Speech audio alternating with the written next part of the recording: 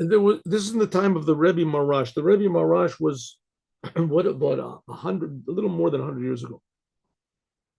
He was the fourth Rebbe of Chabad. It came to him once a man, a couple, and they had a son. And their son was crippled. The son was crippled. His legs didn't work.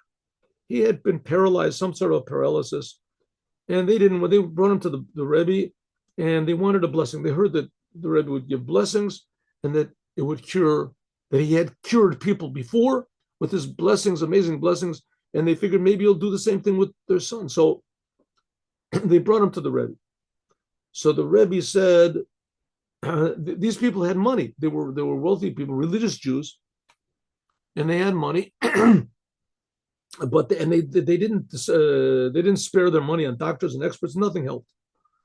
So they said, we'd like a blessing for our son. We're willing to give a donation, whatever you want. The Rebbe said, blessing. You need a blessing for your son. He has to get married. I said, Rebbe, you can see the situation. You know, who would marry a person like this?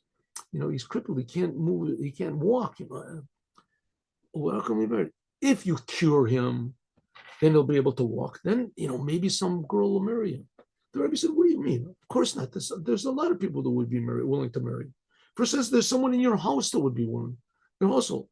He said, what do you mean, who in your household? He said, you have Jewish women working in your house? Yes, we have women. There are, you know, we have Jewish, you know, maids, the girls that work in the house. They do the cleaning. He said, well, I'm sure that one of them would be willing to marry him. They said, no, listen, I mean, even they wouldn't, you know, he's crippled. They said, the Rebbe said, you know, I'm sure that if you ask your son if he would be willing to marry one of these servants, Jewish girls, they were Jewish girls, they were nice girls, they just came from poor families, they had to work. I'm sure that if you ask your son if he would be willing to meet with one of these girls, you know, for the prospect of getting married, we're not going to force anybody, is that they would be very happy. And especially if you gave her some sort of a present, let's say a necklace or something. So they said, the Rebbe doesn't want to give a blessing. Let's take his advice. So they went, they brought a nice necklace, and they asked their son, and the son said, yes, you know, there's one of them that once in a while he talks to her. She's a very nice girl. We get along. So he said, okay. So the couple went to this girl, to the girl that's working in the house. And they said, you know, our son is of marriageable age, and he's spoken to you a few times, and he thinks that you're really a very fine person. Would you consider marrying our son for this? I said, marrying your son? He was a very nice boy. I don't know. And they said, you know, here's a little present we'd like to give you. She looked at this. She said, this is very beautiful. You know, so of course your son is a very fine person, but he would marry someone like me. I mean, I'm from a different family, a different family. And they said, oh, yes, he doesn't care about where you are. He's interested in your personality. You have a wonderful personality. And he said, sure. She said, sure, I would. So they're amazed. The Rebbe said that she would be willing, and she is willing. So they arranged the wedding. They arranged the wedding, and the house started to get happy. And he was also, the boy was also happy he's going to get married. And the girl's a nice girl, you know, a nice girl, a wonderful personality, and, you know, God-fearing girl. You know? They're preparing the wedding, and the wedding is going to take care of the place in their house. They have a nice, huge house, and the cooking in the kitchen. They're cooking the meat, and so the boy says, "Oh, that meat really smells good. The meat that really, really smells good." And they say, "Yes, could I have some? Could I have some?" And they said to him, "Listen, you know, you're under strict doctor's orders." He was very frail. He was very frail. In addition to this problem with his legs, maybe that was the reason for it. He was very frail. And the doctors forbade him to eat meat or anything heavy. So they said, no, you can't eat meat, and it's not good for your health. You know, he said, no, I really, really want to eat some of that meat. I don't see any reason why I can't eat it. They tried to talk him out of it, and there was no way. He said, listen, I want to eat. All of a sudden he became insistent. He wanted to eat the meat. They figured, okay, you know, they eat a little bit.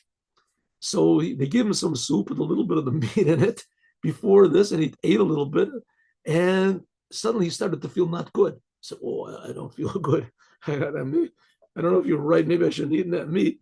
and they had to take him to his room, and he didn't feel good. And after a few minutes, he said, "Oh my!" While they were taking him to his room, he said, my legs, something's happening to my legs. They feel all of a sudden they feel it. Before he didn't have any feeling in his legs. What's happening to the legs? The whole family is going wild. They don't know what's going on. He feels his legs. They never felt his legs before, but no, maybe they should bring a doctor. Maybe they've done this. He says, "Listen, I'm moving my legs. I can feel something in my legs. I'm not moving. I don't know what's happening. I don't know what's going on." Suddenly he felt a lot better. And he said that they even to the point when they took him to either to or from the chuppah, they make a marriage canopy. You get the man and the wife stand, the man and his bride stand under this wedding canopy, and the rabbi, that's where he makes the blessings to marry them. That his friends supported him. He was able to walk. He actually walked to the marriage canopy, and he was able to stand. And as he was coming back, there was even a couple seconds when he stood on his own. And sure enough, in the course of a week or two, he was able to stand and he was able to walk. So somehow or other, the Rebbe saw, or he caused, who knows what was going on, but that was the way to bring a blessing to him.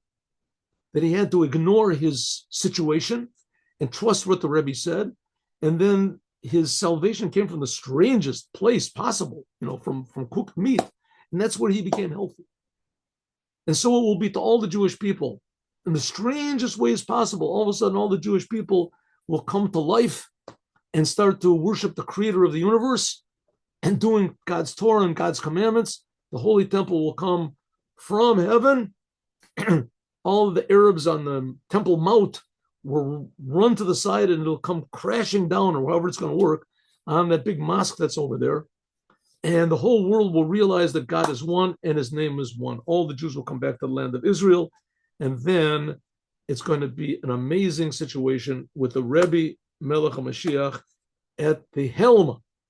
Mashiach now. Have a good day. See you all tomorrow, 8 o'clock in the morning, 8 o'clock.